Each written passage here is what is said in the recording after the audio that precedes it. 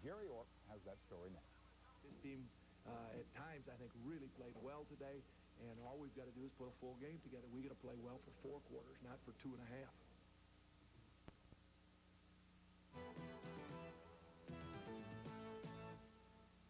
TCU has the same problem this year SMU had last year. Try to win them all and no bowl game at the end, even if you do. But they're off to a good start. And here's Jerry Orr.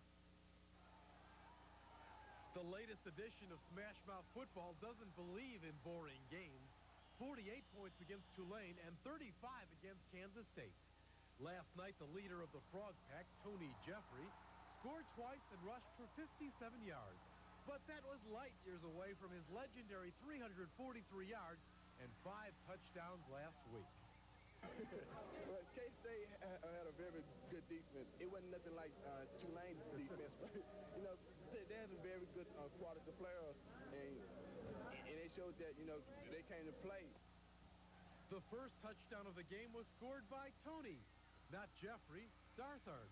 Then everyone joined in the fun. You know, we can't let Tony get too cocky, you know, so we just give him a little here and there, make him feel good, and then, you know, kind of hold it off, give another back something, and then we'll come back and let him have some. Quarterback David Rasco led the Frog attack. He passed for 136 yards and ran for another 136 yards. Just another day at the office.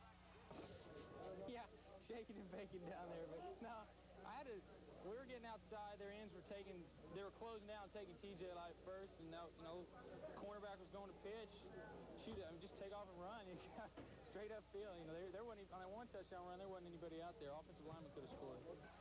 The offense has been phenomenal, but the defense has been dreadful. Kansas State recorded 347 yards and 22 points. Boy, that's scary. I guarantee you, listen, if we can't control the ball any more than we did in the second half, that's probably the offense's fault more than the defense's fault. You've got to be able to get the first downs when you've got a lead like that in the 4th quarter. If the defense doesn't improve quickly, Wacker will be a candidate for the mental ward at any hospital in Fort Worth. Oh, it's definitely going to get better. It always gets better. I knew you were going to ask me. This is really disappointing, you know, what happened tonight. We gave up too many points entirely, it's just because, you know, we make little mistakes, and the little mistakes are really costing us right now. If you get your head down, you know, they can start coming with so many things, and you'll never figure it out. You just got to settle down, think, and see what they're trying to do to you, and then you know, that way you'll be on attack instead of always sitting back on your heels. So Jim Wacker has his Frogs hippity-hopping down the winning trail. Next week, it's the countdown to the Cotton Bowl clash against SMU. And the Frogs haven't beaten the Mustangs in 15 years. Jerry Ower, Channel 8 Sports, Fort Worth.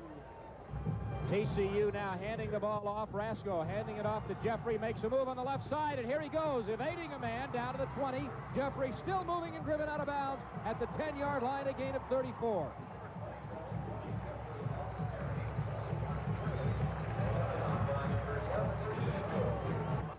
TCU starts further away than it has on the average, and Rasco on the option pitches right to Jeffrey at around the 23, strings it to the 26.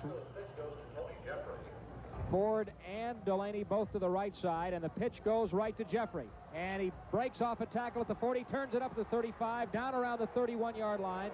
The Frogs take over in good shape at their own 42 out of the split backfield. Rasco, inside handoff. Here goes Jeffrey to midfield, to the 40, and running down to the 30. Sean Millsap spots it at the 23-yard line. 33 if they kick it, and it's good. High snap, good hold. Newman kick on the way, and he got it again.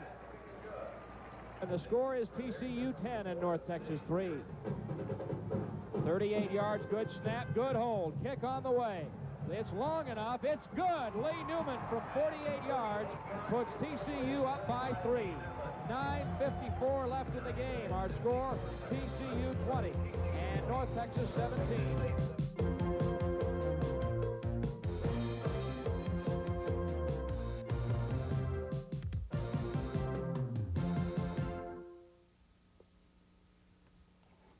Integrity. It's a word we hear often today. It's defined.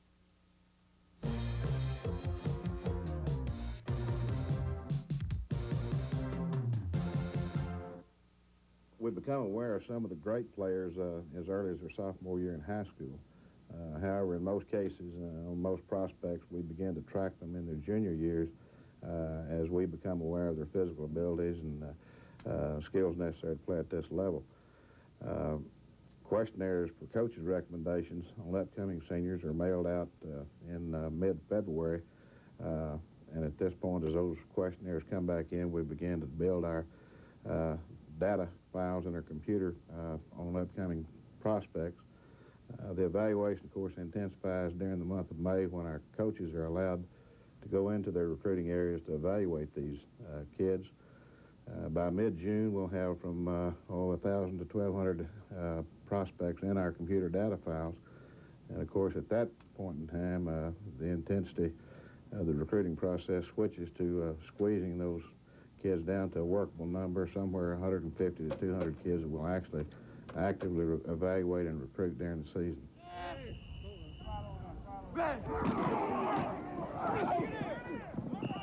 Every once in a while, we get lucky and land a player that is not the obvious super blue. You know, we feel we've been fortunate at TCU in the past few years in that area of our recruiting. To name a few, Dennis Gooch is one of those youngsters that we discovered while looking at a couple of kids out in Abilene high schools. Dennis was on a checklist of ours. He was a 6'5", 240-pound tackle, but at that point in time, not highly regarded in the recruiting circles. We were in Abilene looking at these two youngsters and had a couple of hours to kill, and basically on a whim and a time-filling effort, we drove out to Hawley, and after seeing Dennis on the hoof and watching him in practice, evaluating his physical skills, I became more and more interested in him. He had all the intangibles we look for in an athlete, plus the size, and we took a chance on him and certainly have not been disappointed at this point. Recruiting is not an exact science. Obviously, for every one of those youngsters we find, we probably also miss one or two. Tony Cherko at the University of Arkansas is probably the one that always jumps to my mind first. Coming out of high school, he was obviously too small by minimum size standards. He was probably 6'1", 205 or 10 pounds, and he scared us off because of that limitation. However, I have never evaluated a high school player who's totally dominated the opposition as consistently as Tony did, and I've never seen anyone at any level play with any more intensity down after down after down. Knowing those things about him and his enthusiasm probably bothered me the most about not recruiting him, and obviously those traits have made him a great player at Arkansas. Well, after looking at players for 15 or 20 years, it's hard to name just one, but I guess as far as difference makers are concerned, I think I would have to say Eric Dixon. He was obviously a can't-miss prospect early in his high school career. As far as TCU is concerned, I hope we haven't evaluated that player yet. What a great job Coach Seawald has done recruiting those great athletes for TCU. And I'll tell you what, a lot of those young athletes were out there Saturday playing defense, playing their hearts out. You talk about frustrations. Man alive, when you have 5 or 6 turnovers and the defense constantly has to go out under sudden change conditions, under adverse conditions, and still they were able to hold a good North Texas State team to 260 yards total offense. You know, when you look at that crazy game, man alive, we had 19 first downs to their 10. We had 85 yards more total offense. We converted on 9 third down situations to 2, and we still lose the crazy football game. But at least we're coming closer, and I'm awful proud of the great job that defense did. Coming back from adversity time after time, they really played. 1st and 10, in fact, at the Frog 29. Again out of the double wing formation. Now the pitch right to Brewer. Slips at the 30. They are at the TCU 31, and Beal gives it to the fullback again, and he is stuffed. 3rd and 11 at the Frog 30. Out of the double wing, and is the inside handoff to Collins, the fullback, up to the 25-yard line. One receiver wide to the right side, and the handoff goes to Billy Brewer, and he's out at the 3 and driven backward. Fullback behind the quarterback on 2nd down, and the fullback Collins carries it around the 6-yard line, at their own 6-yard line out of the wishbone. And Beal hands it to the fullback. Collins still spinning it around the 8, but he's going to be short of the 1st down. And Beal will punt it away. Another low snap. He gets this one And it's a high kick, and Brooks takes it in stride at his own 29, coming right. There's a block at the 35, the 40. He's got the sideline. Midfield, still going at the 43-yard line of North Texas State. Now out of a wing right formation, North Texas going to throw. Play fake by Beal, looking deep left side, and overthrows the man coming out of the backfield, Joe Beasley.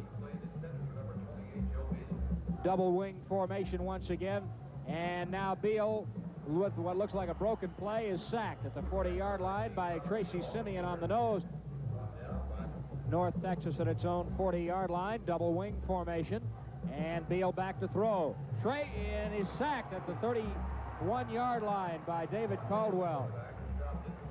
North Texas deploys the wishbone after the fumble, and Beal pitches left and driven down hard after a gain of about 4 or 5 at the 41. On second down, Brewer coming right with a handoff. Boom, he goes down. Clobbered by Joe Johnson.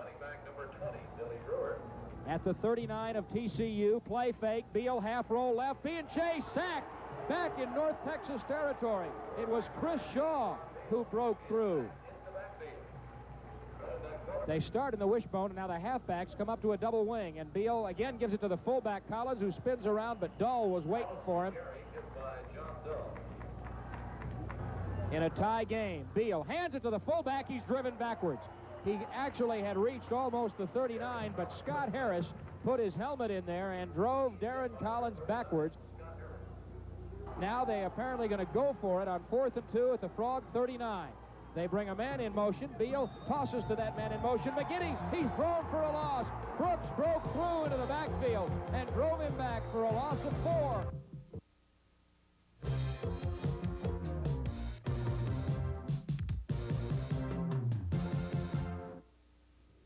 That 1932 football team, man, were those guys tough, I'll tell you what. They played it the way you were supposed to. Conference champions, the whole bit. And boy, was it ever special. A special day for them to have them back on campus. A special day of recognition for a very special group of people. Arguably, they were one of the finest football teams ever to grace the football-rich Southwest Conference. Many of their feats and accomplishments still stand today, some 54 years later. They were the proud and powerful Horned Frogs from Texas Christian University. And in 1932, in the midst of the Depression, under the careful guidance of coaches Francis Schmidt and Bear Wolf, they became the first Southwest Conference football team ever to win all of its league games in round-robin play. And they didn't just win, they smothered folks.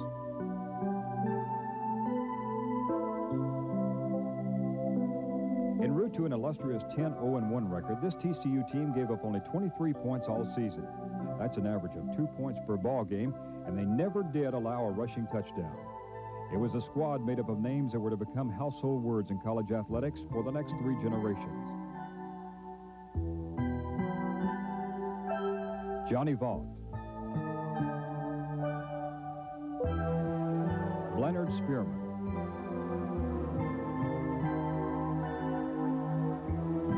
Jewel Wallace,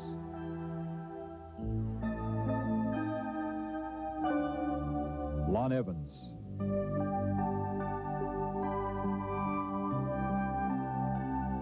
Ben Boswell,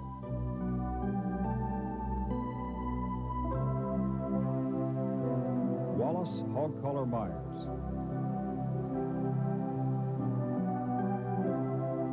Buster Brannon,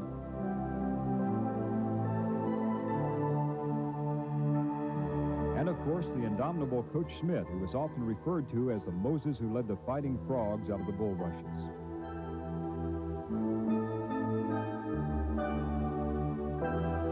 Seven members of the Horned Frog squad gained all-conference recognition.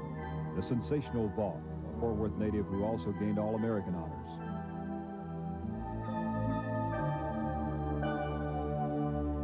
The nimble Madison Pruitt, a sterling defensive end from Waco.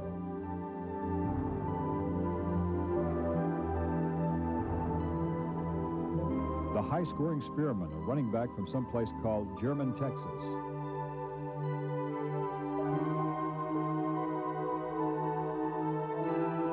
Center J.W. Townsend from Lufkin.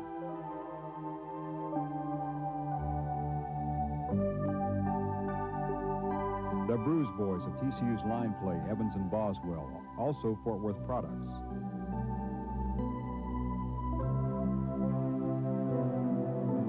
The lanky Foster Howe, tackle extraordinaire from Commerce.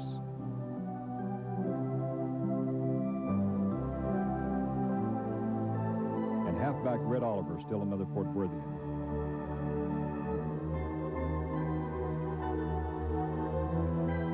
Oliver and Spearman, both lightning fast and excellent open field runners, provided most of the Fighting Frogs' offensive firepower, while the fierce line play of Vaught, Pruitt, Cow, Boswell, Evans, and Townsend accounted for much of the defensive superiority, none of which was more noteworthy than in the Texas game, a contest to decide the conference championship. And that when the explosive Longhorns, featuring a trio of three-time all-conference backs Ernest Kay, Bone Hilliard, and Harrison Stafford, have been accustomed to scoring at will, but were unable to darken the TCU goal line the entire afternoon. In fact, they finished with only 40 yards rushing in 44 attempts and only 8 first downs. It was and is indeed a Horned Frog football group to proudly remember.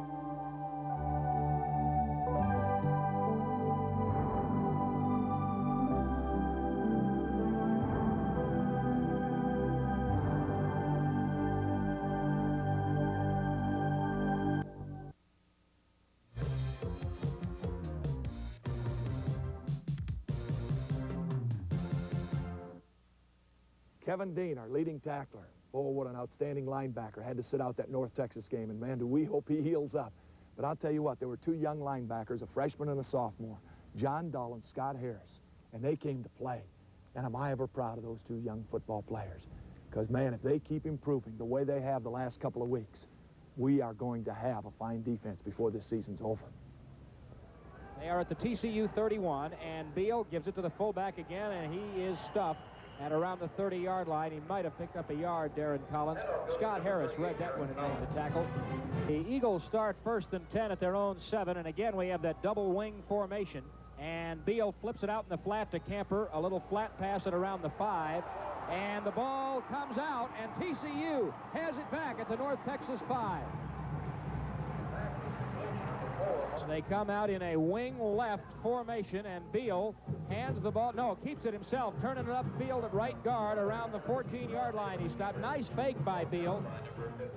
They start in the wishbone, and now the halfbacks come up to a double wing, and Beal again gives it to the fullback Collins, who spins around, but Dull was waiting for him and drove him down at the 40. 3rd and 3 at the Frog 40-yard line. In a tie game, Beal hands it to the fullback. He's driven backwards.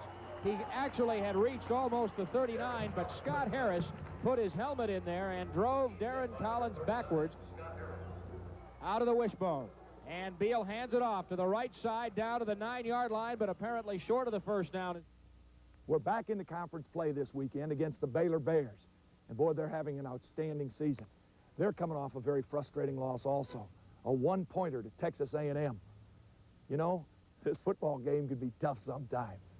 Tough way to make a living, tough on the young players a lot of times, but by the same token, boy, every week you get a new challenge and a new opportunity. Every week you get a chance to find out just how tough you can come back, clawing and scratching and fighting to improve, to get better. We saw a lot of improvement, particularly in our defense this last week. And if these young Horned Frogs will just keep getting better, we are going to have a chance against an outstanding Baylor football team, one of the top teams in the nation. It's our homecoming. That really makes it special. You be here in Amon Carter Stadium this Saturday, and you're going to see the Horned Frogs once again claw and fight and scratch to be the best they can be. It's left there at the North Texas 13. Rasco rolling right. Has time. Throwing in the end zone. Off the hands of Burnett, incomplete. He had the man Owens beat, and the ball hit right off his hands. It might easily have been a touchdown.